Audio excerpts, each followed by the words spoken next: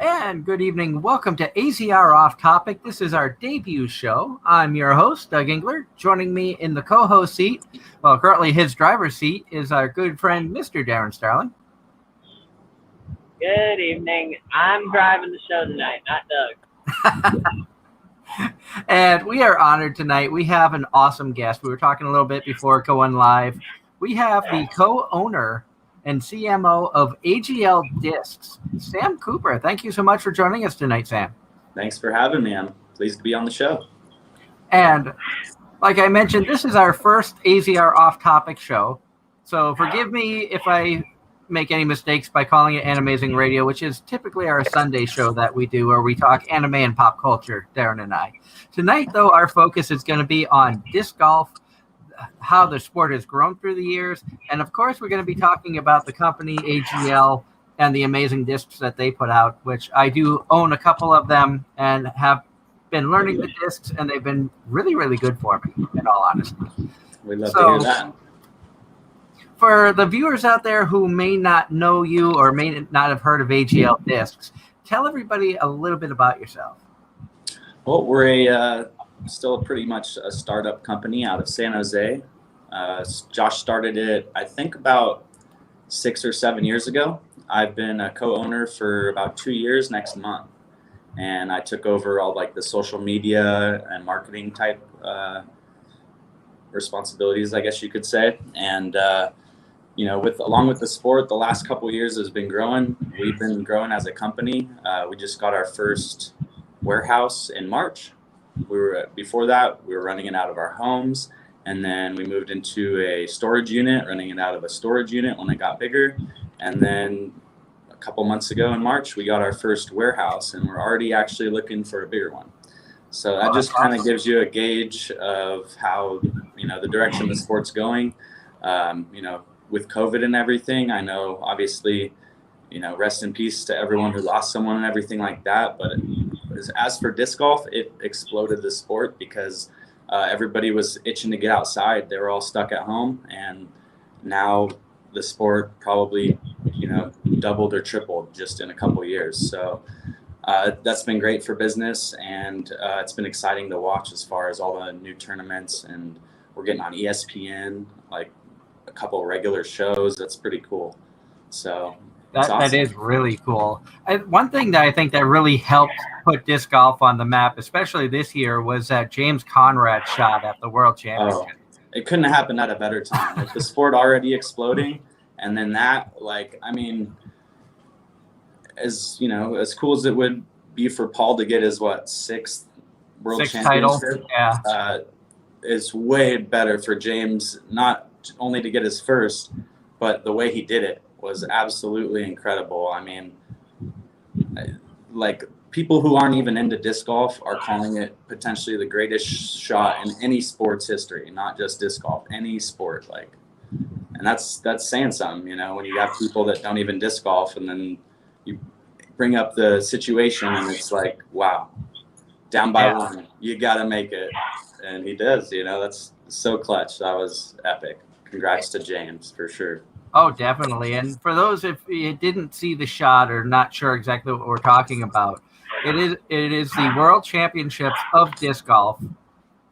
James has had a great tournament, as has Paul McBeth. Paul McBeth has a one-stroke lead and played the final hole to par.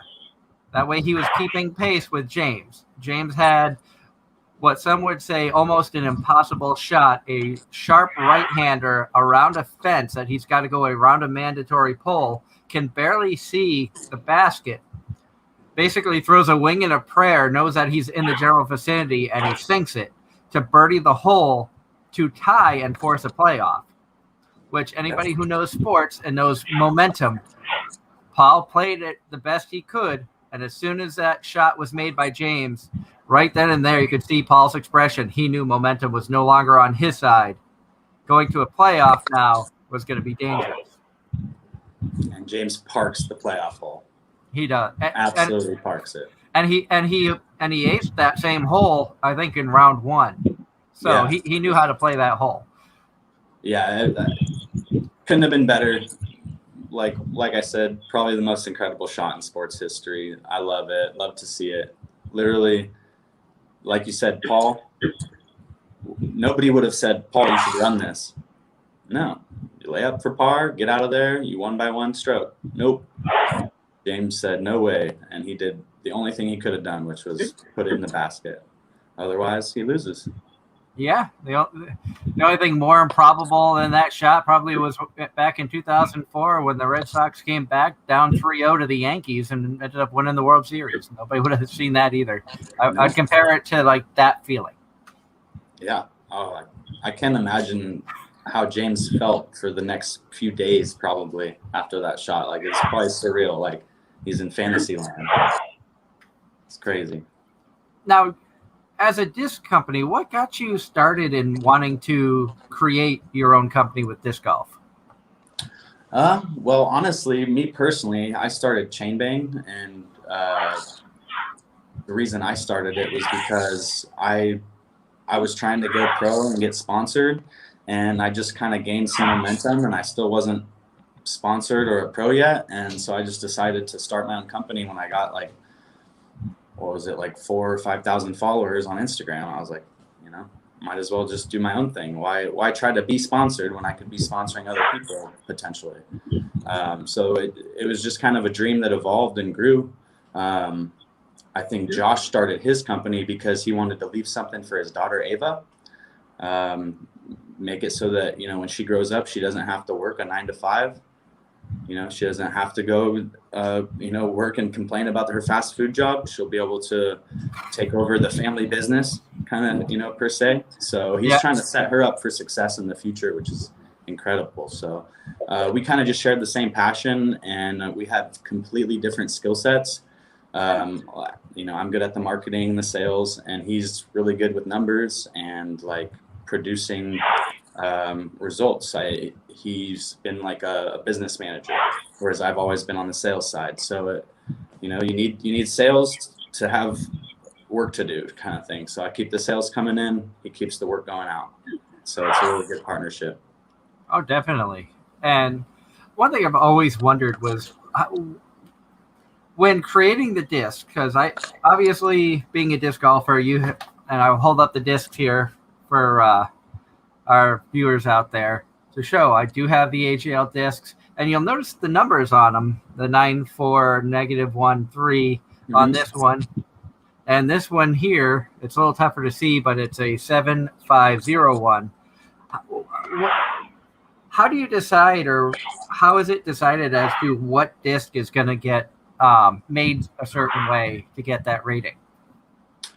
Well, we don't rate them before making them, obviously. We make it first, and then we throw it and test it, and throw it and test it, and we try different arm speeds because, some people throw 500 feet, some people throw 300 feet. So if you're only testing it with the guy who throws 300 feet, your numbers are going to be off probably because you're not getting the guy that can throw 500 feet, kind of thing. So we just have a few different people throw it. The bigger we've got, the more people we were able to get involved.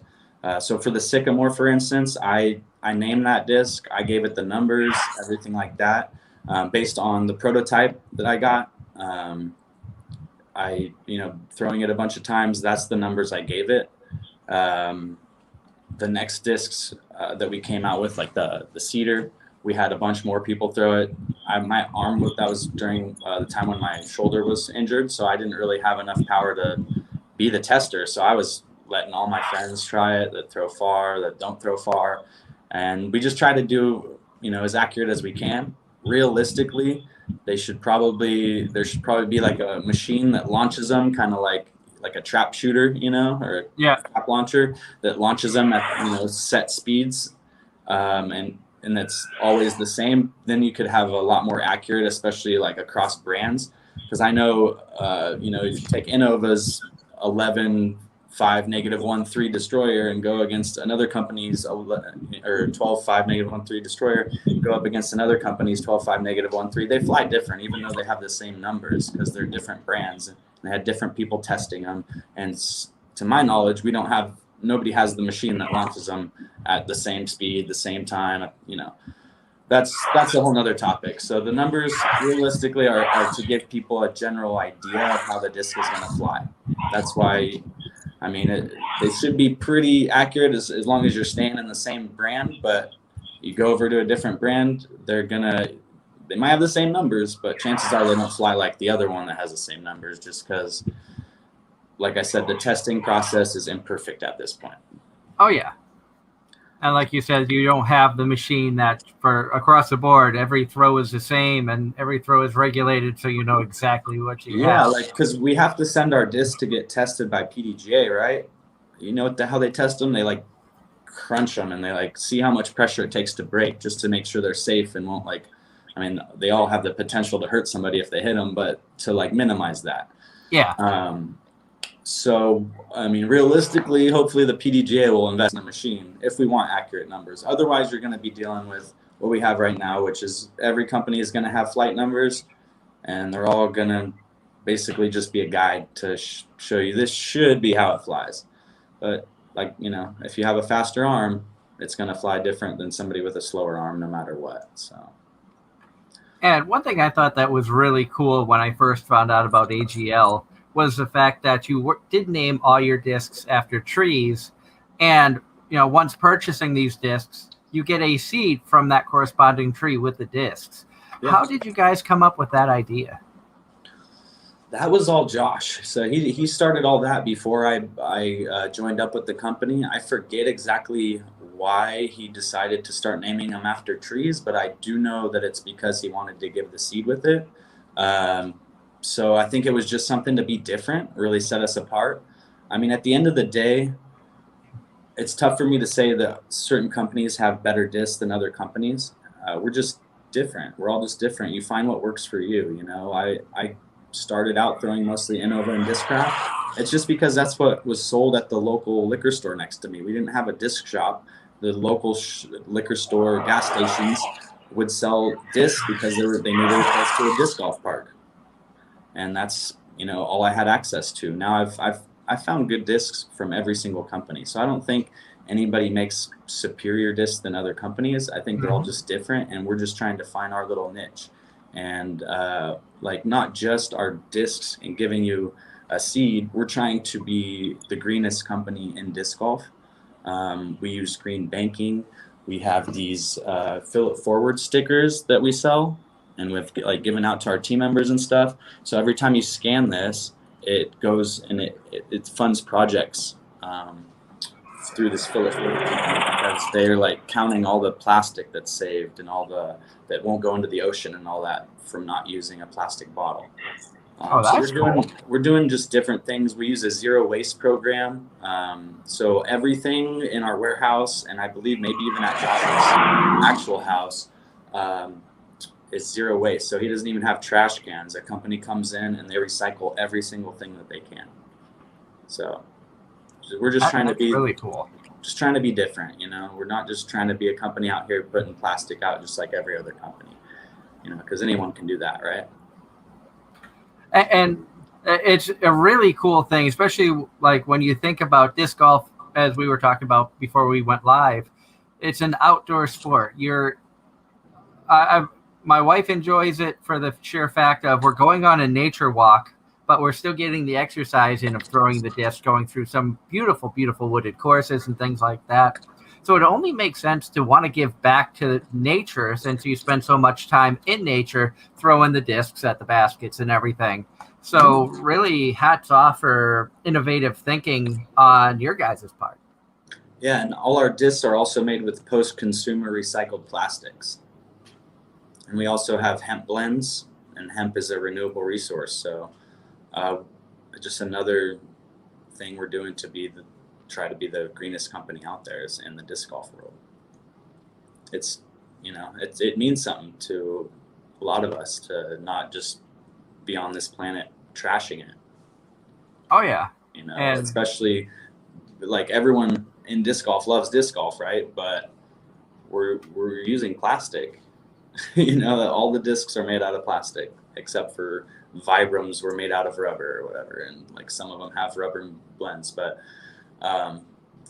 base majority of them are made out of plastic. So how can we do that the best? At least use recycled plastic, use stuff to mix in. We're using hemp polymers and stuff like that. It's just different. There's only a couple other companies using hemp, and pretty sure they're all coming out of the same manufacturing. So, and it's really a cool idea with what you guys are doing. And like I said, a lot of the stuff that you guys have done, from talking with Cadence at of all things, finding out about a yard sale they were having to raise money to help her go to another tournament, through a disc golf Facebook page up here in northern New York. And that's how I first found out about the company, looked into it, was intrigued enough. I had to get some discs to try out, because I want to find stuff that, like any disc golfer out there, you want to try a bunch of different stuff, see what works for you. Yep. And the more I learned about the company, the more I was intrigued. And I was like, I need to talk to these people. I need to get them on the show, especially knowing that you're still a young company. Innova's been out there forever. Discraft is a name everybody knows. MVP's been out there for a while. Let's get AGL on. I want to chat with you guys, because I like what you stand for. I like what I've seen from the product that you've put out. We love to hear it, man. And yeah, we are just starting out, man. We're just getting going. Like I said, we're looking to get an even bigger warehouse. So we have no plans to stop or slow down or anything. Right now it's all gas, no brakes. And we appreciate all the support we've been getting. We've been growing right alongside disc golf. So as it grows, we've been growing. So we appreciate, all the continued support. We get a lot of retention. Like, a lot of people come back. Our website will show the statistics. It's like, a high percentage of people come back and buy again, which is what you want. You never make a lot of money just selling one thing to every one person. You want to make lifetime customers, and that comes with having good customer service and a good product, and standing by your product and your product mission. So, and had a question come in from the chat. Kyle Neely says, "What AGL molds have you liked so far, Doug?" Oh, what's so up, knowing, Neely? So knowing that I only have 2 discs that I've tried so far, the Sycamore and the Locust. I have to say I do like the Locust the best of the 2 of them. It's been the disc that I've been able to handle the best, and gotten it to do what I want to the most. I do plan on getting more discs in the future. Unfortunately, money is tight for everybody nowadays, and so especially where we do an anime talk show, and convention season is potentially starting up again. So putting some money into travel for conventions, for press coverage and things like that. So try to put a little bit of money into all hobbies. Yeah, no, got to diversify, but it's awesome. You'll like the rest of the molds too. Like you said, you've already tried the Magnolia, and that's probably, other than the Baobab, our most recognizable disc. It's got the most aces on it. I love the Magnolia. It's like really the only mid. Go and get another one of those. It's so versatile. It goes so far for a mid-range. It's an awesome disc. You'll love it. In fact, I got to write that down. I have to write the notes down. Otherwise, my head's everywhere. I'll forget. No worries. But yeah, going along with all our green stuff, our next run of bags is going to be, I think it's called I don't even know, but it's going to be recycled materials. So it's going to be made out of recycled water bottles, which is going to be awesome. So some more steps we're taking. What do you think, Darren? I know that you haven't played disc golf in a while, but you have played many years ago, you said. Yes, it's been about, good God, 10, 12 years at least. When I was either in middle school or high school, I forget which one, I had a friend who always seemed to change his hobbies every couple of months. and disc golf was at one point one of them. I know they had a course set up over here at one of the parks. I remember playing. I can't remember if it was a full 18-hole course because it was still relatively new to us at the time, and I think it was relatively new to the area. If you don't mind my asking, how long has the sport of frisbee golf, disc golf, however you want to phrase it, been around?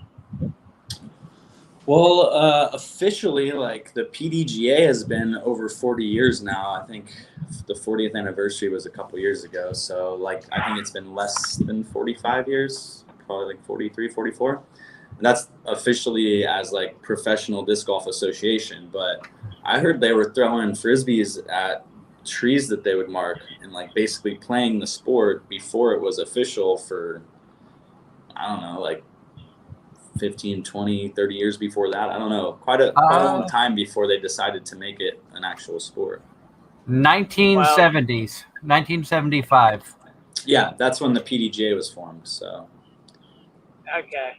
The reason I asked is because never really saw anything like that until it was introduced to the area at that one the park for it was near a lake, I think. It was a park / lake type of environment, and it was still fairly new because if I remember correctly, the baskets were practically brand new. So it was just kind of like a new thing to us, and definitely a new thing, I guess, trying to spread around in the area. But yeah, it spread slowly in the beginning. Like I know, like in California, it started, and then it like spread throughout California, and then it probably, got to other states. I don't know how long it took to get all the way to New York, but obviously in your area, it was like you said, probably only 10 or 12 years ago that it became more popular. Well, this is down here in the Carolinas. So. Oh, you're in Carolinas. Okay, sorry. I'm the New York guy. Darren's the Carolina boy. Well, when you said down south, I thought you meant southern New York. I didn't know. Nah, I'm down here in the actual south, in the humid south.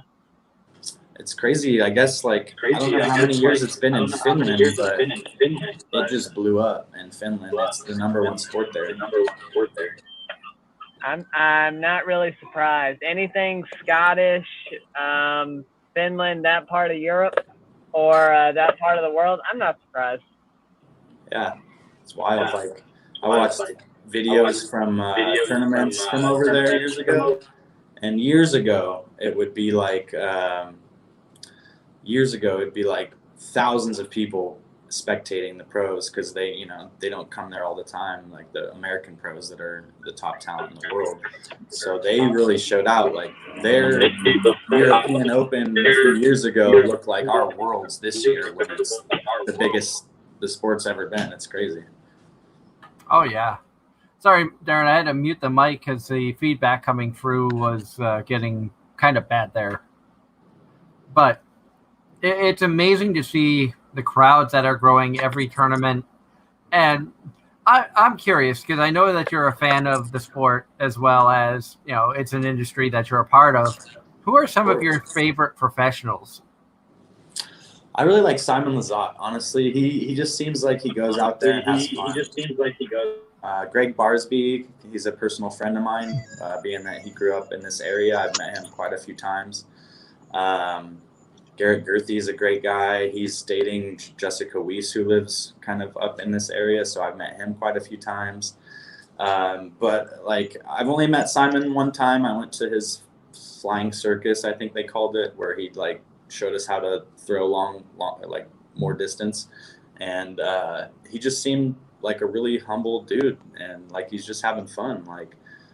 I don't know if he'll ever win a Worlds, because honestly, I don't even know if he cares to win a Worlds. He's just out there having a blast and just doing stuff with a Frisbee that nobody else can do. And if he wins a Worlds, great. But if not, I still think he'll always be one of my favorite golfers. Just, it's always, to me, it's inspiring to love what you do. So, I always like to emulate people who are having fun doing what they're doing. You know?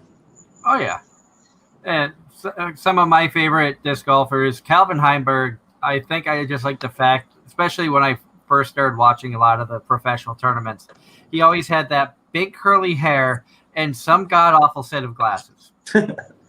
And I was like, this guy just kind of looks goofy, but I like his playing style because he'll just stand up there and looks effortlessly, and he'll throw it 550 feet. And I'm going, man, it'll take me 3 throws to get that far. Yeah. Those top pros, man, there's a big difference in their game and ours. And I like. I don't want to speak Pierce for you, but I'm guessing you're not like anywhere near their level like me. So. Oh God, no. I was excited after 9 holes at Cadyville, and we've been playing there for like 2 years now. That I got what was I like a +4 or +5 for the first time? Yeah. So yeah, you can relate when you see those top pros just crushing discs 500-600 feet with ease, and making anything inside 30 feet and half of the things outside 30 feet. I was a +5 after 9 holes for the first time. So I was like, oh God, I had a birdie in there, which is a rarity for me, and a few pars. And some of those holes, like I still have being a normal right-handed backhand player, anything that curves right, I still have issues with, even after playing disc golf for over 10-15 years. Yeah, honestly, I guess technically James Conrad proved me wrong this year, but most of the pros, the top level pros, you got to have both a backhand and a forehand, at least to some degree. And I guess James has a forehand, but with how little he uses it, he's basically a right-hand backhand player. But when you can control a putter like he can, you don't need that much of a forehand. You just put it on an angle. I used to be a really good putter thrower before I hurt my shoulder, and it was actually the shot that he did to win Worlds is like my favorite shot when it's executed perfectly. An Anheuser with the putter that just holds the line and never comes out of it, and just it's beautiful. It's a beautiful thing. We have this hole at Shady Oaks, which is one of my home courses or old home courses. Hole 8 in the long, and in the short I'll throw a pistol, just a spike hyzer with a pistol. But in the long, Annie with a putter, because it'll just carry that turn line for longer than a pistol will. So it's just a beautiful shot when you pull it off right. Now, this past weekend they had the tournament, the Ledgestone Insurance Open, and that one course, I forget, I know it was something black. That has to have been the hardest course I've ever seen in my life. Not just at the pros play. I mean, in general, that looks like an almost impossible course to get anything good. I've never seen Paul Macbeth on tilts as much as I did on round 2, the first day on that course. Yeah, I haven't watched that coverage yet. I've just been busy, but some of those courses that you see on coverage, even the ones that don't look that hard, when you get there, it's like, man, I went to Milo in Oregon, Milo McIver, and I was blown away at how hard that course was. I'm like, the pros make it look pretty easy. I mean, it's still hard because, you see the distances and stuff. All right, that's elite distance if you're going to park that hole or even get close. But when you actually play it and you're like, oh man, he birdied this and I'm getting a 5, and I worked for it. And, it's like, man, it gets you another appreciation. Oh yeah, and I know the feeling because I had mentioned before we had gone to Smuggler's Notch over in Vermont, and hole 7 for the pros was 1,230 feet because they still had the signs up. That's so wild. Yeah. Par 5 or? Par 5. Yeah. My wife got it in a 6. I got it in a 7, but we didn't count the out of bounds throws. I was gonna say that's pretty good, actually. Not counting out of bounds because she had a throw that went to a whole other fairway. Yeah. And some of those out of bounds are tricky. I don't agree with some of them. If they're making out of bounds where it doesn't belong, it's kind of weird. But I like the courses that have that natural OB, where nothing's technically out of bounds, but when you throw it in the bushes, you're going to be taking a couple strokes to get it out. Oh, Smuggler's Notch is like that, especially on the outskirts. Because Yeah, I spent a lot of time looking. I bet you I easily spent 40 minutes looking for discs in tall grass, or if you got into the woods, it dropped. And I'm not talking, oh, look, it's like 3 or 4 feet down on a gradual slope. No, this was a steep drop down 10, 15, 20 feet in some cases, farther down than that. Yeah. No, I've seen some coverage from Smuggler's Notch. That looks like a really fun course. I'm going to have to swing by there in my travels. Oh, God, it's beautiful. Plan ahead. We didn't plan ahead. We went on a day. We had a vet appointment early in the morning. And then when we got there, we didn't know that you needed a tee time. So we had an hour and a half wait, which is why we only got like 13 holes in. We didn't even get to play the whole 18 holes before we had to leave to go pick up our daughter from the babysitter. Yeah, I've been to courses where I've had to leave because I did not think it was going to take that long. I got to a course in Novato back when I was going door to door for my job. We took a lunch break, and we could usually play 9 holes on our hour-long lunch break. And we get there, and first of all, it's like you pay to get in, and then you have a long drive to get back there, and then you have a long walk to hole 1.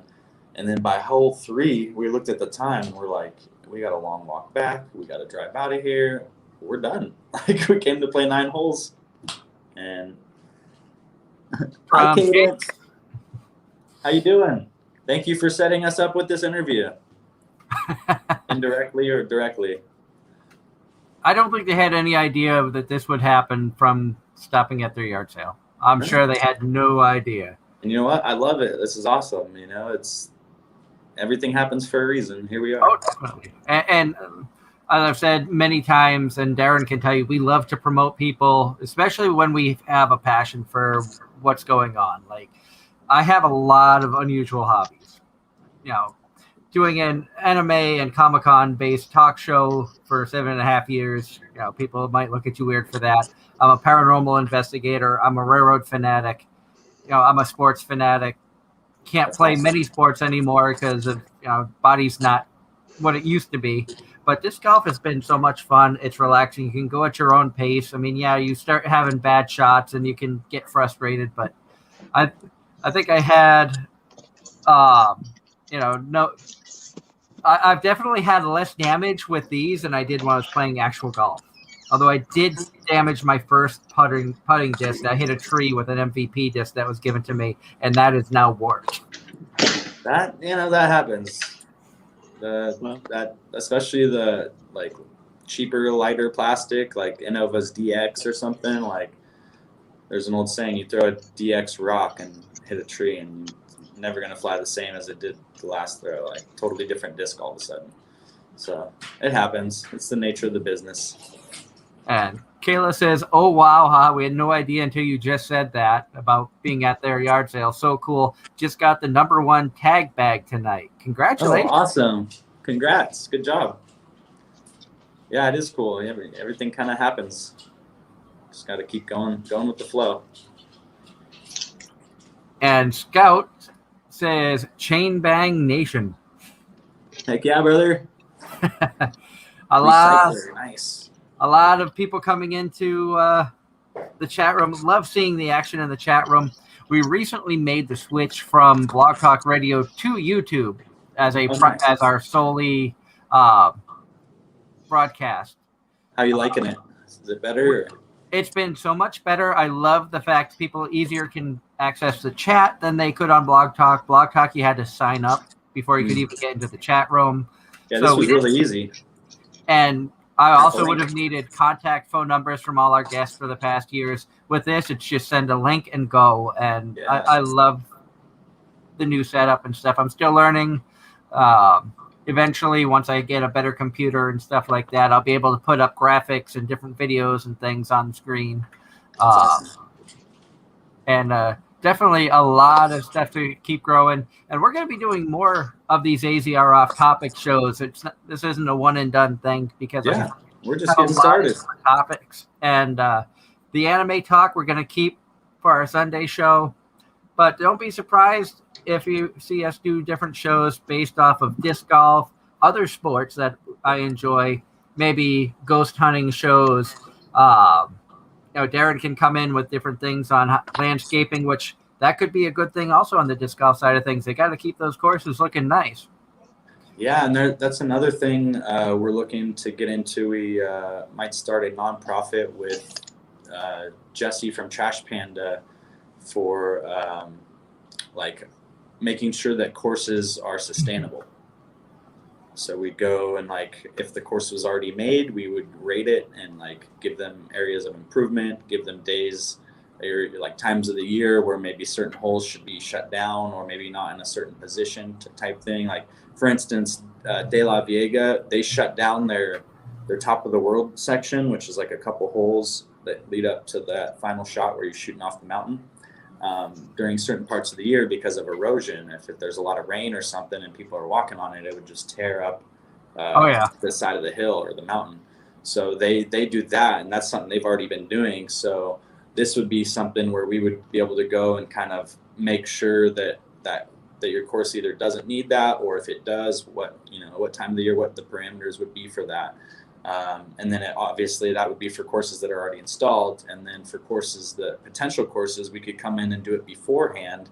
That way you can set up the course to be already optimal for sustainability rather than setting it up and then having to be like, oh no, this is going to, wear out and then we're going to have to do this and that down the road. You can just totally avoid that. So it'll have different options. That's down the road with something we're working on. We got a lot of different irons in the fire right now. Disc golf is growing, and we're going to grow with it and try to make it the best it can be. Because, I mean, it's an incredible sport. Anyone can play it at any age, and more people just need to know about it. And we're going to do our job to grow it.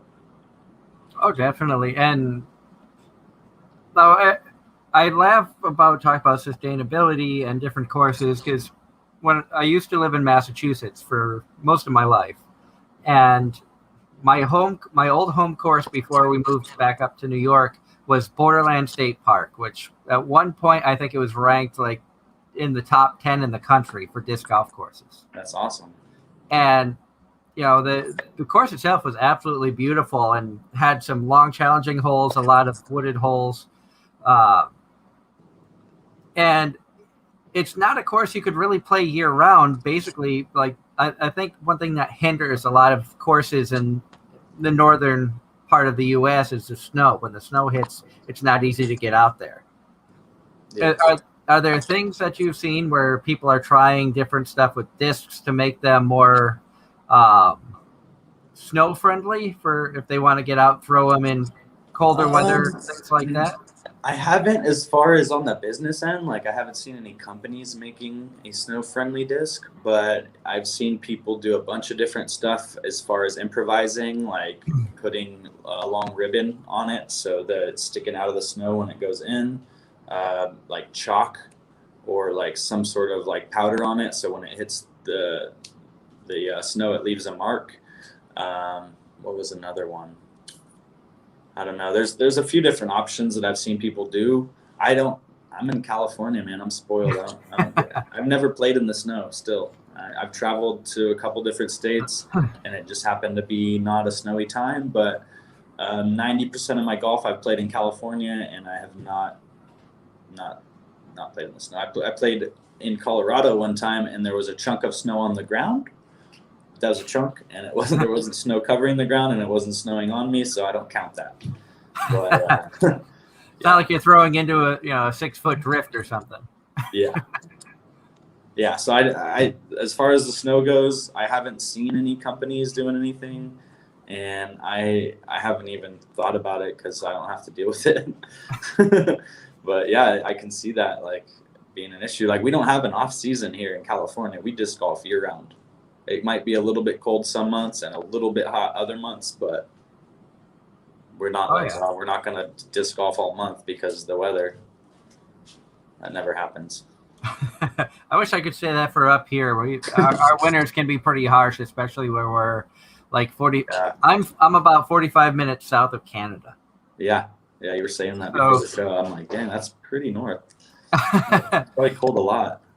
But I was surprised when we first moved up here because I was like, oh, there's a couple of courses in that area, and then we've got Katyville, we've got Ausable Chasm, which the course is beautiful, and there's a big difference between those two courses.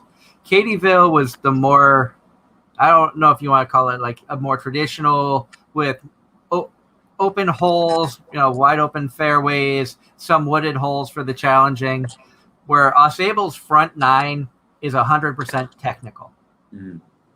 Picture just trees lined up, spread probably 10 feet apart in straight rows, and they're each if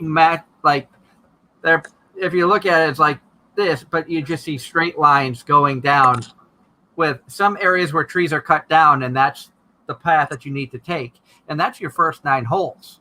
And one of them is a par 5, and I think it's like 700 feet, and you've got to keep it like dead straight, or else you're going to be trying to figure out what's going on. Let me see, because I think it was, oh no, it's 582. They call it a par 4, but there's no way. Yeah, it's a par 4 that plays like a par 5. Yeah, and I don't think I've ever gotten less than like a 6 or 7 on that hole. Yeah, those technical wooded ones are always rough, and then when they add a bunch of distance, man, like I've played the 1,000-foot par 5s, and those are usually pretty open. And then I've played one that's 700 feet, and you're like, oh, 200 feet less, that should be way easier. 300 feet less. No, it was actually harder because it's uphill in the trees. Like there's no lines. You're just poking and praying. Like there is a couple lines, but when you have to hit like certain gaps, you're just like, that's like, I'm not Paul Macbeth, I'm not Heinberg, sorry. But it still makes it fun, it wouldn't be a fun sport if you got a birdie on every hole or aced every hole or anything like that. We got more hellos to Sam. Pagano. Hello, how you doing? That's another cool feature about the StreamYard here is I can pull up different comments, and so we can see everything that's going on in the chat. And hello to everybody that's in the chat room. If you're enjoying the show tonight, hit that like button, hit the subscribe button. It's going to help out the channel. We're going to have a lot of different things that we try out. We have a lot of ideas from the anime side of things for our Sunday show. We also, once we hit 200 subscribers, we're going to be doing a giveaway for the anime side where one lucky winner will be a guest co-host for a voice actor interview. And so you will have a chance to talk to some of your favorite voice actors from the anime world. And we've got some great ones that are lined up coming up in September. We have Bryn April, Macy Ann Johnson, and Anthony Bowling. So the whole month of September is basically voice actors. That's awesome. So if you want a chance to sit in and be able to talk with them one-on-one, hit that subscribe button, hit the like button on the videos, hit the bell to know when we have more videos coming out. And we love doing these live shows. I love talking to awesome people like Sam. Being a disc golfer myself and getting to talk to somebody like you, Sam, who owns a company, a lot more about disc golf than I do, is kind of an honor for me. I really appreciate you taking the time to hang out with us and talk about the sport. Yeah, thanks for having me. Ask me any questions. I'm an open book. I saw this is the last thing I got to do today, so however long you want to have me. No, ask me. What is one of the toughest courses you've had to play? Whether it be the layout, the distance, it being wooded.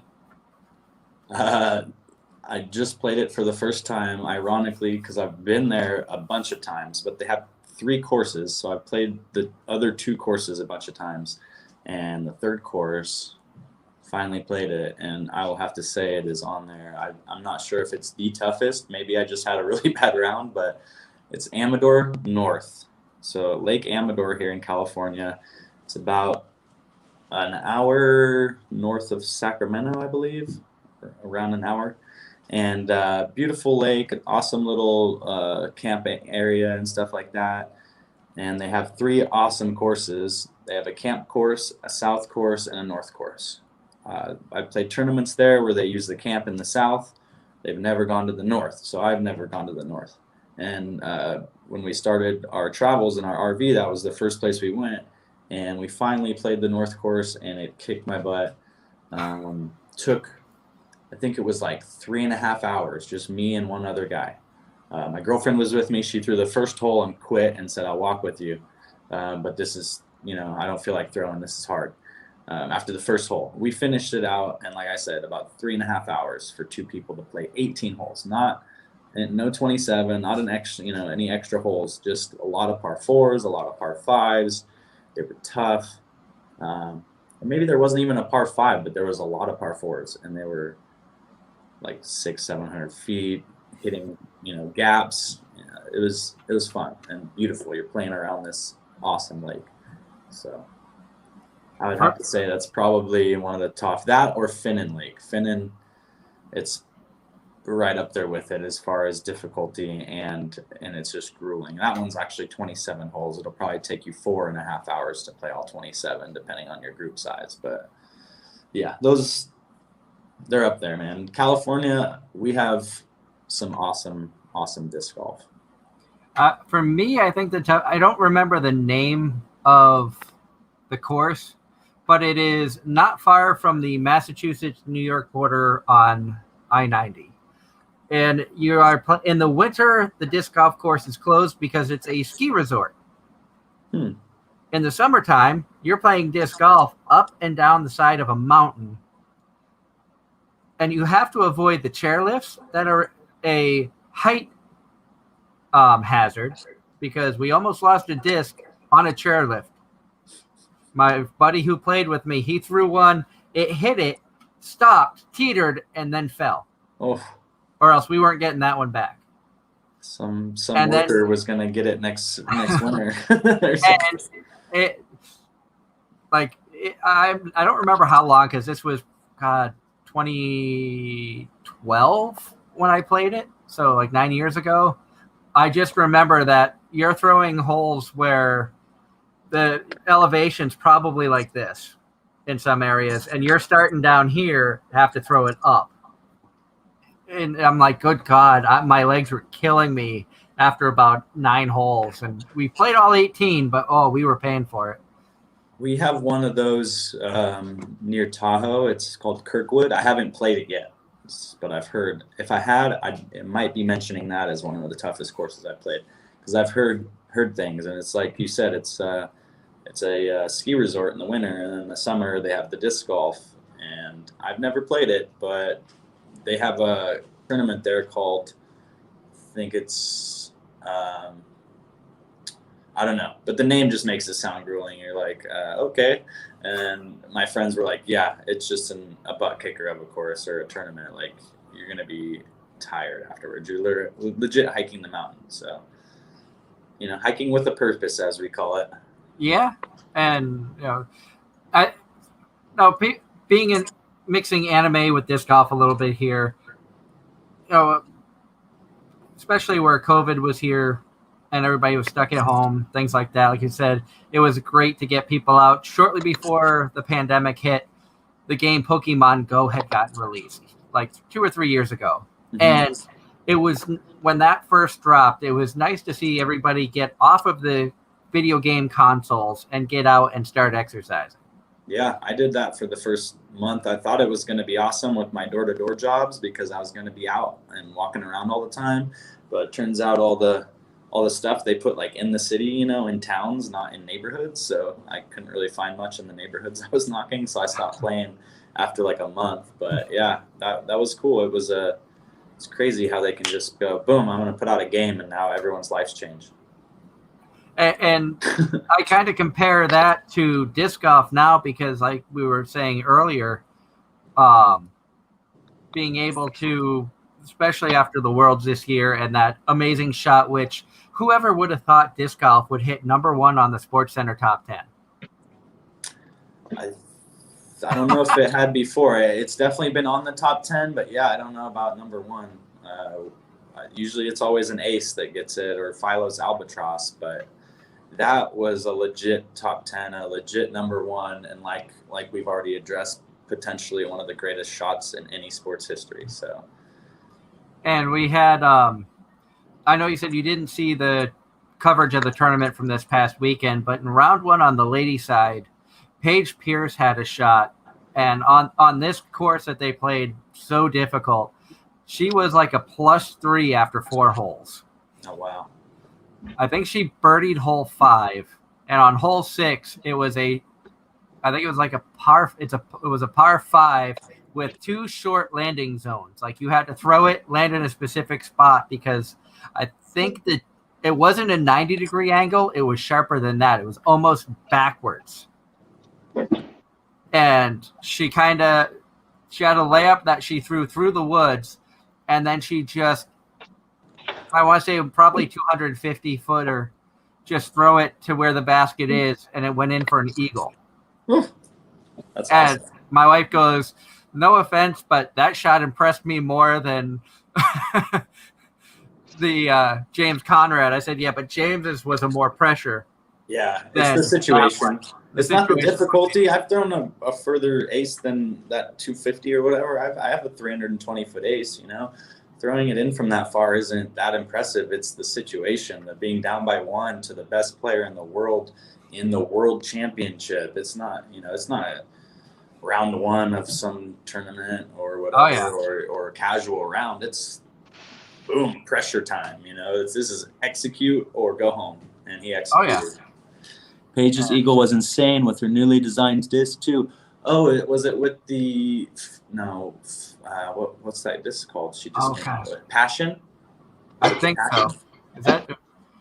I don't remember what the name of it was, but she was holding it up to the camera, all real proud. So it works. Go buy 10. And Paige is another one of my favorite golfers. I like her putting style. I like when she's unique. Just the flick she has. She'll line up and then she just goes boom and in. It's like almost. It makes sense because that's what you do when you putt. I see people lining up and they do this thing and then they give it a putt. But realistically, everything is that little snap of the wrist. You want to give it some momentum, but if you don't snap your wrist, it's going to be wobbly. It's not going to do what you want. So it makes sense that she does that little flick with her warm up, because then she knows that she's going to do that when she releases it. I think that's what a lot of people miss when they're putting is like they don't have that technique where they're popping their wrist enough. I think that's one of my issues too. Is I don't get that flick as well when I'm especially putting, because I putt like you said, 1 foot, kind of a staggered stance, not straight at it, but more of a not a straddle, a staggered. And my wife tries to straddle, but when she throws, she has bad depth perception, so she can't. She usually will throw it at an angle so it goes up, and she's had some pretty good hyzer putts. And that's how I started, man. I was straddled hyzer putt, and that was a game changer, because before that I was trying to throw it like a frisbee. I didn't think to go on YouTube 10 years ago to look up techniques, so I was just throwing frisbees. I think that's one thing cool about modern age now with YouTube, and so many professionals are out there. This is what we do to get more distance and things like that. And so there's a lot more help out there, as we were talking about before going on the air, for somebody like myself who, I've kind of plateaued. I need to figure out, even watching the videos, it seems like I'm trying new stuff, but I'm not really seeing the changes with the new stuff. So, well, one thing with, trying to improve is when you're trying new things, you usually get worse before you get better. And I think that's what hinders a lot of people from actually getting better, is because they don't like to see themselves get worse. So they revert right back to what they were doing before, which is where they were plateauing. They're, kind of like I'm doing right now with the turbo putt thing. I should realistically practice and get my normal putt back, but because I figured the turbo out, anytime I miss a couple putts, I'm right back to turboing. So I'm like stuck there. But if I really wanted to get better, I'd have to accept myself getting a little bit worse for a little bit before I figure it out and everything starts to click more consistently. So that's what anyone's going to have to kind of have to deal with and address if they do really want to get better is the fact that in the beginning it's probably going to get a little bit worse. Oh yeah, Maybe a lot worse. Now, I have a question. This is going to put you on the spot just a little bit, but I'm sure everybody out there wants to know where you are a co-owner of AGL Discs. Is every disc in your bag an AGL product? No, it's not. One thing, if you are an AGL fan already, you'll know some people even say AGL always goes left because most of our discs are pretty stable to overstable, other than the Ponderosa, which is pretty understable for a putter, but all our drivers and mid-range and most of our putters are pretty stable to overstable. So for the understable stuff, I have like a Roadrunner in my bag for like backhand rollers because I put it on this angle and I want it to keep flipping into the roller. So I bag a Roadrunner for that. For a while, I was also bagging a Zone because that was my forehand roller disc, and then we got the Baobab. So I still had the Zone in my bag up until a couple weeks ago when I realized I was only using it as a dog bowl when my dog needed water. So I was like, I can use any disc for that and dry it off. So I took that out to make room for more AGL. I always like to keep some room in my bag in case I meet an AGL fan on the course to give them a disc. If I have the room in my bag and if I have an extra disc, of course. But even all the players we sponsor and stuff, we don't force them to only throw AGL. We realize that we don't have every disc or every slot filled yet, even though we have a pretty wide range of discs. We have 8 currently PDGA approved on the market, with like 3 or 4 more in the works coming soon. One of them is getting sent to PDGA to get approved this week. That's the Beach. It's getting sent this week, so it'll probably be approved in like a month or 2. That's going to be our more overstable mid-range, so it's going to be more overstable than the Magnolia. Our Magnolia right now, it's pretty stable, but it's like more glidey and straight, and then you get a little fade at the end.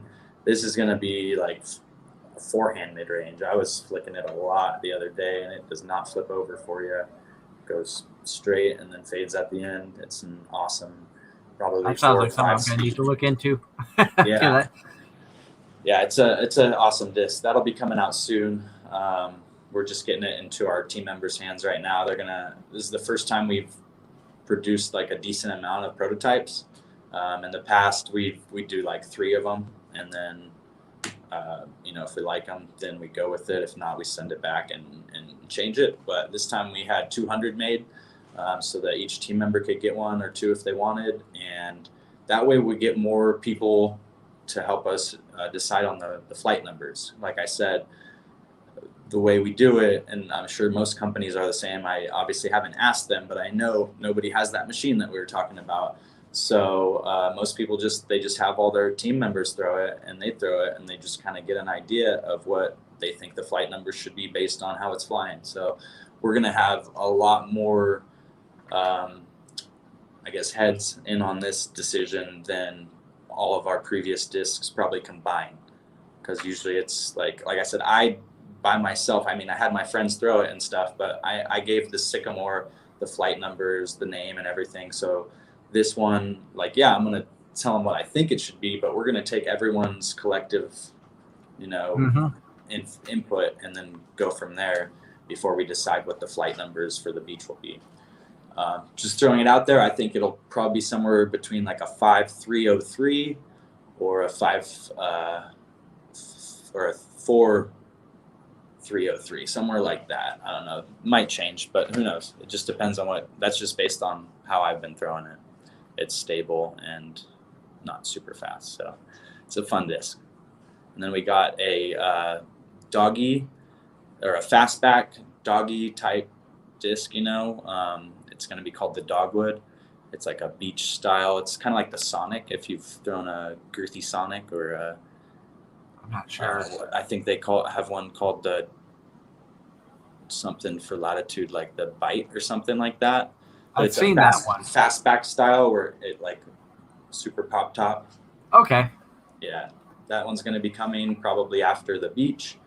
Then we have a fairway driver coming out that should be like an 8-speed, so it'll be right in between the Sycamore and the Locust. And it should be like more like a Locust, I think, but like a slower one. So, and then more in the works after that. That's just the next 3 that'll be coming up. So anyway, that took me way off the subject. But what I was going to say is that all of our pros, all of our AMs, is anyone on our team, they're not required to only throw AGL. You get an open bag. We know that not all of our discs will work for everyone, just like any company. I like a disc, at least a disc from every company, and then there's discs I don't like from every company. So same kind of thing. Like I was one of the co-creators of the Sycamore. I barely throw it just because I found that the Magnolia does pretty much everything that I want for that slot. And then the next, I'll just bump up to a Locust if I need more fade or more speed or something like that. But the Sycamore is just like a faster Magnolia to me. So I prefer the Magnolia because it's more controllable, being that it's like the mid-range slower speed. So, there's discs that I like. I don't use the Manzanita because I prefer the Madrone, but other people don't use the Madrone. They like the Manzanita. So everyone's got their preferences. We're just going to keep putting out different molds, and, we're going to get certain people to like certain ones. That's one thing that I've noticed. You see a lot of YouTube videos about, you want to make your bag suited for you as best as you can, which is why it's good to try multiple discs from multiple companies. And I think that it's really cool that, like you said, you don't say, okay, well, we sponsor you, can only use AGL stuff. You can only wear AGL. No. It seems like some companies might do that. I don't know for a fact. They do. There are companies, I won't name any names, but there are companies that do that. There's companies that do that even if you're not sponsored, that you're just on their team. And like, you don't get anything for free, but you still have to only throw their stuff. Like, I don't know. It's interesting. But, everyone's different. All businesses are run differently.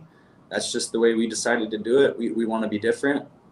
We've seen the way the industry's gone, and a lot of the different companies are doing a lot of the same stuff. And so, if you always do what you've always done, you always get what you always got. So we want to do something different because we want different things. Is it redundancy? Is doing the same thing over and over again and expecting a different result? Yeah, I believe they call that insanity. Yeah. Insanity. Yeah. Insanity. Yeah. It was something like that. Yeah. No, it's all, yeah. Why would we go out there and try to do the same thing they're doing and hope that we're doing it better? It's like, no, we're going to do something different, and we're going to hope that that's better. Or at least it's going to be better for us because it's the way we want to do it. Oh, yeah. That's the whole point of working for yourself, right? You don't want to be told what to do by some other guy. You want to do it your way. So that's how we're doing it. And how many people do you guys sponsor with AGL? Do you have a lot of people on the team? Or? Yeah, that's not my department, but I would say close to 100 total. I mean, as far as the team, whether they're like sponsored like pros or if they're like media team members and stuff, they all get benefits, and like they can get points and earn free stuff and all that kind of stuff. But I would say close to 100. We have like 3 different teams. We have like the tournament top team, which is like mostly pros, and then like advanced amateurs. And then we have like a mid team, and then we have the team that's mostly just media. They might be like newer players or people that aren't as serious as far as trying to win a bunch of tournaments, but they still love disc golf and want to promote the company and stuff like that. So yeah, we have different teams for different things, and I'm pretty close that on our team page there's like about 100 members, so give or take. But that's including like me and Josh, the owners, and then like some people that like help us out with stuff that aren't necessarily team members, but we'll still count them as on the team, and we want them involved with like letting them know what's and keeping them up to date with stuff. So understandable. Yeah, we're growing all the time. I think last year, the year before, we only had like 50. So as we grow, the team grows. Hopefully, more people see the video here through our channel, and A, they get an introduction to disc golf. B, they get an introduction to the company, and we can continue to see your company grow. Because, like I mentioned many times throughout the program, I love what you've done with the company. I love the idea of the seeds for the trees to come with the discs when you order them. That was one of the big selling points why I was like, I need to get discs from them when I found out about the seeds. Just because, like you said, it's something no other company does. And it makes sense when you're out in the woods. I mean, we spend, as disc golfers collectively, we spend so many times hitting trees and damaging them with these little sharp plastic objects. Yeah. Planting some to, kind of give back to nature, since we're spending so much time out there, is, a very noble cause. And I think that's an awesome, awesome thing.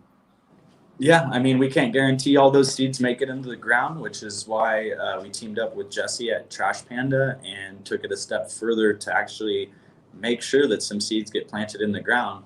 Now, they aren't the exact seed that you buy, or the exact tree of the seed that you buy, but it's called One Tree Planted. So we made 500 Trash Panda discs with his stamp that says this disc planted a tree. And we prepaid for 500 trees to be planted. So everyone that buys one of those discs supports that cause. And then we also made a mini stamp of that same stamp that says this disc planted a tree. And you can add that to any one of our discs. And for each one of those gets added, we'll add another tree on top of that 500. Oh, that's awesome. So yeah, and then you can do that. It doesn't have to be an AGL discs. That, I don't know. Some people don't know. We have a stamp and send back program. So we have a bunch of stamps between some business partners. We have some ones that we made. Our team members all have stamps, and then you can add those to any disc at any time. You can send in your whole bag. It could be all Innova, all Discraft, mixed bag of whatever companies. You can send it to us. And you can get AGL stamped on it. You can get Chain Bank stamped on it. You can get Team Focus, Trash Panda. We have tons of options. But if you do the Trash Panda one, you can plant a tree on for each one of those on any disc, even if it's not an AGL disc. Oh, that's amazing. Yep. Like I said, I love that idea. Now, giving back. So many companies, not just disc golf, but in general, so many companies are out there for give me the money, make the profit, and they're very money focused. They're very profit focused. Which, let's be honest, anybody who's got a company, you want to make some money, but not every company wants to give back. And that's one thing that I admire about AGL is you want to give back to the people who support you, the golfers, the courses, the planet with giving seeds and stuff. Like I said, we have 2 seeds that are still sitting, in the bag that we got them in, because we haven't figured out, we're in a rental, we're in an apartment building, so we can't exactly go and plant a tree on the property because it's not our property. Come on, I'm sure your rental place would love it if a baobab just started sprouting up in the middle of their lawn. Come on. No, I'm just kidding. But yeah, obviously. Oh, go ahead. I was gonna say we want to have my wife and I, we want to think about what we want to do with these. Are we going to plant these trees as a memorial for loved ones who are no longer with us, or where do we want to actually put these on the ground? Because we don't want to just put them in somewhere and forget it. It's something we want to have meaning behind it as well. Right. No, for sure. Yeah, that's always important. I remember my grandpa used to have a cabin in Baxter, up here in Baxter, California, and we'd go, periodically. But when I can't remember if I was like 4 or 5, I don't know, but I planted a tree and I watered it and I tracked it, and then we ended up selling the property, which is kind of a bummer. But for those few years that we kept it, it was cool to this is my tree. I planted it. I'm going to watch this thing grow. That's why I think because we're looking into next year potentially buying a place of our own up here, and maybe we'll hold on to them until that point. Then when we have our own home, we can plant the trees. And yeah. I mean, you'll have to look up. I'm not sure the climate or whatever needed to grow those. You said you got a locust and a sycamore. Yeah, so I'm not sure. I'm definitely not a arborist or anything like that, so I don't know the climates those grow in. I do know for sure, like I said, the baobabs don't grow in this climate, but you can get them to grow in a bonsai style in a pot. So you might be able to do that with those if they don't grow in your climate normally, but hopefully they just grow in your climate normally and you get your house and you can just plant them. Fingers crossed. And eventually have the basket set up in the back so we can practice putting at home. Right now our closest course is about a 15-minute drive, which isn't too bad. But No, that's not too bad. I recently moved out of a place where that closest course was about 15, 20 minutes, and it wasn't a good course. That's why it was rough. I was like, man, it's just a little dinker 9-hole that's wide open. And like, it's cool for practice, but like, if I actually want to go play a good round, I got to drive like 25 minutes, 30 minutes. And that was a bummer. It's always good to have close baskets. Oh yeah, I know at some point my wife and I have said that we want to try to travel to different states and play at least one course in as many states as we can. Yeah. That's goals. That's what I'm trying to do. Right now, me personally, I have Mass, Rhode Island, Connecticut, New Hampshire, Vermont, New York, and Pennsylvania. Yeah, you got way more than me. I have California, Oregon, Nevada, and Colorado. But you're just starting your journey. Yeah, and I played like 50 in California alone because we have so many. But yeah, mostly in Northern California. We have some great disc golf up here. It's kind of like a mecca. We have a lot of like pros that move out here. Like Nico LaCastro moved out here for a while. Like I said, Garrett Gerthy moved out here for a while. I know Calvin is a California boy. Is he? Yeah, I don't know too much about Calvin. You mean Clint Calvin or Calvin Heinberg? Calvin Heinberg. Yeah, I don't know where he's from actually. I think he was from California. Maybe. He's not northern though. I would probably know that. But yeah, we had like Josh Anthon, Jim Oates, Drew Gibson. They all live, within a half hour up here, maybe an hour max. So it's a pretty talented area. It's a lot of difficult courses. So if you're pretty good out here, you'll be pretty good anywhere. It's a nice thing. Oh, I'm sorry. I was way off on that. Calvin is Florida. Yeah, I was gonna say. I am so far off on that. My God. Well enough, but. My God. So anybody out there, don't make too much fun of me. I try to keep up on stuff, but when you have irons in so many sometimes we just say things, they don't have to be right. But it's been a lot of fun, and we've been going for about an hour and 15 minutes. I thank you so much for coming on, hanging out with us tonight. Anytime, man. It was a great time. I look forward to keeping in touch with you guys and chatting with you in the future. Love to have you back on the show down the road as AGL grows, and love to see more discs that you guys are producing. Anytime you have anything going on that you want to promote, feel free to hit me up. I will post it on our social media pages. And of course, there's always a shot of coming on the air like this to promote anything you got going on, whether it's new discs, tournaments, things of that nature. Wide open door for you to come back anytime. Well, yeah, I appreciate you having me on. To anyone who's stuck around this long, thanks for listening, and check out agldiscs.com. You can use promo code ChainBang AGL15 to save 15% off your first order. Thanks for tuning in, and thanks for having us. And big thank you, of course, to Darren for joining us in the co-host seat. He was kind of quiet because of a lot of moving around and stuff, but thank you, Darren, for joining us tonight. Thanks for co-having me, Darren. You're welcome. Also a subject I knew a little bit about, but actually learned a lot about tonight. So interesting time. Well, hopefully Doug can get you set up with a disc, and you guys can go out and throw some AGL. Well, we've already talked about, because Darren and I, fun little fact, have never met in person. Oh, wow. That's awesome. We were supposed to last year for Anime Boston, but COVID happened. Like, COVID hit its big peak. Everything's shut down the week before Anime Boston was supposed to happen. Yeah, that's a bummer. It wrecked pretty much all 2020. I mean, and so I mean, we just had the 2020 Olympics. In 2021. So COVID wrecked everything last year. So well, COVID wrecked 2020, and the labor shortage is wrecking 2021. Yeah. Nobody wants to work now.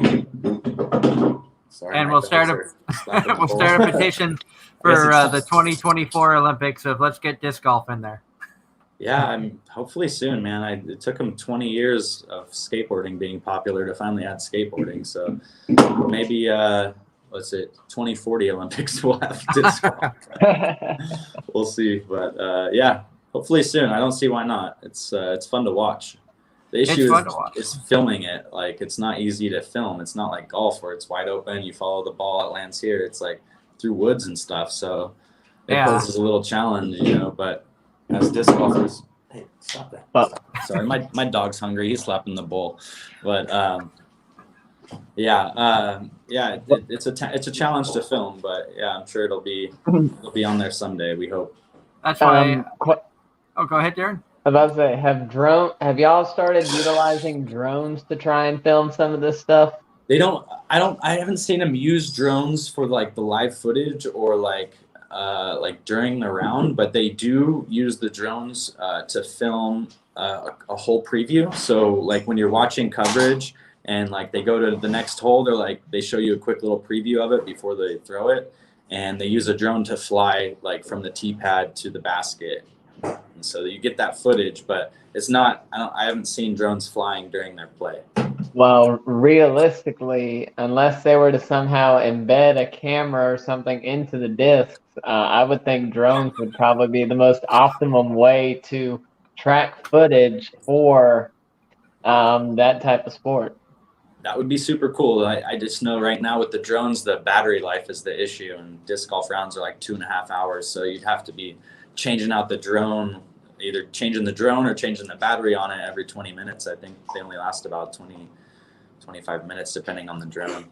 And I didn't mean to laugh there, but my mental image of a camera on a disc just spinning in circles, I'm like, oh, just the image is like you're gonna get dizzy. That's why you put it in the center of the disc or something. I don't know. You got the gyro thing, so the disc spins, but the camera stays. Yes. That's awesome. But then again, that would be an expensive disc too, I'm sure. Yeah, you wouldn't want to throw that one in the water. Oh no. It would be good. It would be good footage going down, but that's about all you're gonna get out of it. Yeah. We attach this GoPro onto this end of a.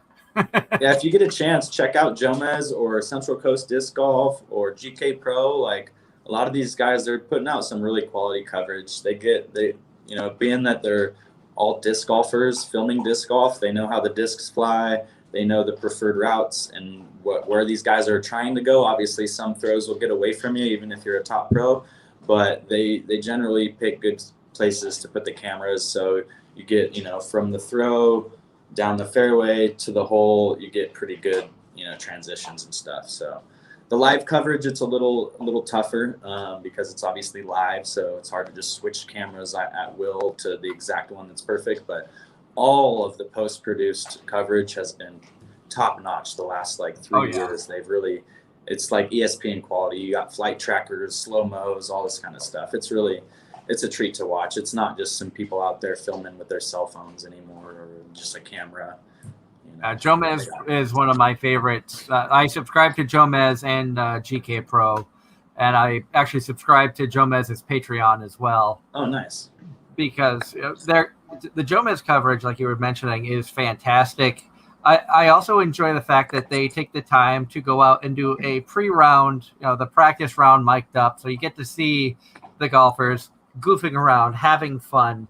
Yeah. There was an instance a month or two ago where one of them had a fox pee on their disc. Oh, that's at Swenson. That's right here in my backyard, basically. It's an hour and a half away. It's on a ball golf course. It's called the Swenson Fox. I see it there pretty much every time I play there. It hasn't peed on my disc yet, but yeah, I saw that. They posted that. That's awesome. And you just never know what's going to happen. And I think one thing that's fun for, even though I've been playing disc golf for years, probably, like I said, maybe 15 years or so I've been playing, I still have all the newbie mistakes and stuff. You still hit those trees, get frustrated and things. And as the casual fan watching the tournaments, I think it's fun when you watch these pros. And of course, you never want to see them mess up. It's amazing to see these shots that they can pull off. But then you see him shank a tree and it goes deeper into the woods, and you're like, I've been there. I can relate to that. Hey, I can do that. It's like, I may not be able to throw this disc 500 yards like Calvin can, but he just hit 3 trees on that shot, and I did that last weekend. Yeah, it's very relatable, and then you kind of get, you're like, okay, they're human. They don't all just throw 500 perfectly every time. You got to hit a couple trees sometimes. But then they still end up putting a 10 down up, even though they did that. It's like that they had 1 or 2 mistakes and they cleaned it up, or still did amazing. Yeah, I definitely say watch that tournament from this past weekend. That course that they played on, I forget the name of it. I forget. I was trying to look it up to see. You said it was black something? Black. It was something black. Course it was in Peoria, Illinois. They finished off, so it would be like round 2 is when they actually went to the course. And I've never seen a course that have had this many 90-degree left and right hand. Like, you have to throw it. There might be a 600-foot hole. You have to throw it about 250 feet into a small landing area to set yourself up for a 400-yard throw to the pin. And it's a up and over. That's literally, it's like that. And the one that Paige eagled was not just up and over, but it also doglegged back. So the pin, like the tee was maybe here and the pin was over here, but that's all wood. So you had to go up, diagonal back, down. And it was like, I'm looking at this course going, I don't know if I could even get that in 6 or 7. I'd be in the woods and searching for a disc for an hour. Like I said, when I played Milo, it was humbling how difficult that was after seeing the scores that the pros can post up there. I was like, bro, I was like 10 over, and they were like 10 down. It's crazy. Like the hole that Philo got his albatross on, I was like, dude, that I mean, it looked hard, but it looks way harder in person. Like how the heck did he do that? I know that's how I felt at Smuggler's Notch, because I had watched some of the tournament, some of the world championships and I don't remember if it was 2019, 2018, something like that when they were there. It might have been longer than that. I don't remember off the top of my head, but to see the course in person, the Fox Run or the Fox Ridge is absolutely gorgeous. Wide open holes. There was some water hazards there, which fortunately we didn't end up going in. When we played, like I said, we played all 1,280 feet of that par 5 because we had to. Yeah. I just watched, the pros do this. I have to play it to say I did it. Even if I get a 15, I did it. Yeah. No, for sure. I've been there before, Sometimes you just got to experience it in all its glory. And sometimes it's humbling. You go to a course that, like you said, you see these pros play on there, and they make it look effortlessly. They're putting up, Paul McBeth was a near perfect round, a -17 or -18. Well, he got 18. He just didn't get all the birdies. He had an eagle and a par. An eagle and yeah. Insane. I couldn't imagine. The best I've done on any course, and it was an easy course, is like 12, 13 down. I've never been under course at all, and that was at my prime. I've never had a round where I've been even. Yeah, it's another monster, man. These guys are on a different planet than us. And before we go, I do have to get your opinion. What is your thoughts on the elevated baskets? Do you like them? Do you like the challenge they provide, or are you like, man, I hate these things? I think they're cool. Like I've seen like the swinging baskets and stuff. That might be a little gimmicky, but really I think elevated baskets are good, especially if the course is pretty easy. It adds a different element. Because to me, it's no different than actually having a basket that's elevated because of other things. You've seen discs or baskets that are like on the side of a hill or a rock or something. So even though the basket isn't elevated, you're still going to get that same angle of a putt. So Yeah. I think realistically, it just brings that element to a course that normally wouldn't have it. So I think generally they're good. They're cool. I mean, it makes because most of the time I'd see them, they're not on tough courses. You're not making a super hard course harder, or if you are, it's like because it's that certain hole might be easy, but most of the time that I've seen them, they've been at, pretty easy courses, and they throw one of the holes on an elevated, and it adds a little element to it, which is kind of cool. The only thing I don't like as far as disc golf goes is like the 2-meter rule. I don't think that it shouldn't be a rule. I don't think it should be a rule. I just think either way it needs to be universally applied. I don't want to go to one tournament and it not be 2 meters, and then you go to another tournament. I've always played 2 meters. So to me, anytime my disc is 2 meters in a tree, I'm getting a stroke. But I've also only been in Northern California, and I hear you go to other places and that's not even a thing. They're like, why are you taking a stroke? And it's like, I'm just used to it.